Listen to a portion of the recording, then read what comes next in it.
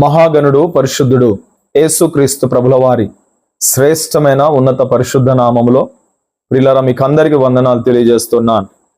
యోహాను సువార్త 21వ అధ్యాయము 15వ వచనములో వారు భోజనం చేసిన తర్వాత యేసు సీమోను పేతురును చూచి, యోహాను కుమారుడవైన సీమోను, వీరికంటే నీవు నన్ను ఎక్కువగా ప్రేమించుచున్నావా అని అడుగగా అతడు, అవును ప్రభువా, నేను నిన్ను ప్రేమించుచున్నానని నీవే ఎరుగుదు అని ఆయనతో చెప్పెను.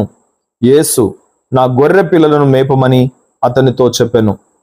ప్రియులరా, యేసుక్రీస్తు ప్రభు పేతురు భక్తుని అడుగుతున్నాడు, నీవు నన్ను ప్రేమిస్తున్నావా అని. పేతురు కూడా నేను నిన్ను ప్రేమిస్తున్నాను ప్రభువా అని చెబుతున్నాడు. అయితే ప్రేమించడం అనేది నోటితో సర్వసాధారణంగా చాలా మంది చెబుతూ ఉన్నారు. నోటితో చెప్పినంత ఈజీగా క్రియలలో ఆ ప్రేమను వ్యక్తపరచలేకపోతున్నారు. ప్రేమను వ్యక్తపరచలేని ఆ మాటలు అవి వ్యర్థమైనవే కానీ ప్రయోజనకరమైనవేమి కాదు.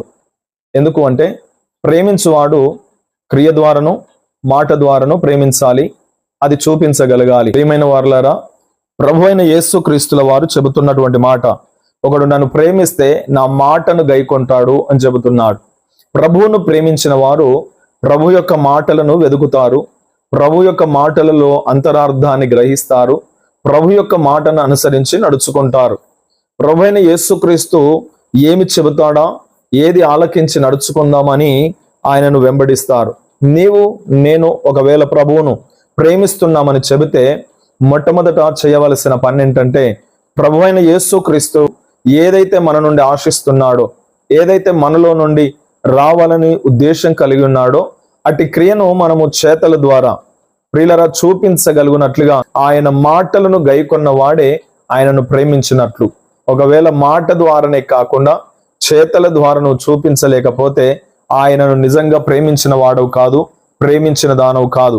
ప్రియులర, ప్రభు అయిన యేసుక్రీస్తు నిన్ను నన్ను ప్రేమించి పరలోకం నుండి దిగివచ్చి దేవుని గొర్రెపిల్లగా కలువరి శిలువ మ్రాను మీద వేలాడదీయబడిన వాడై ఆయన పరిశుద్ధ యవన రక్తమును నా పాపముల నిమిత్తమై మన కొరకై యజ్ఞ పశువులే వధించబడిన వాడై రక్తమును కార్చి మన దోషములన్నిటిని పరిహరించడానికి, మన మీద ఏలుబడి చేస్తున్న శాపాన్ని కొట్టివేయడానికి ప్రభు త్యాగం చేశాడు.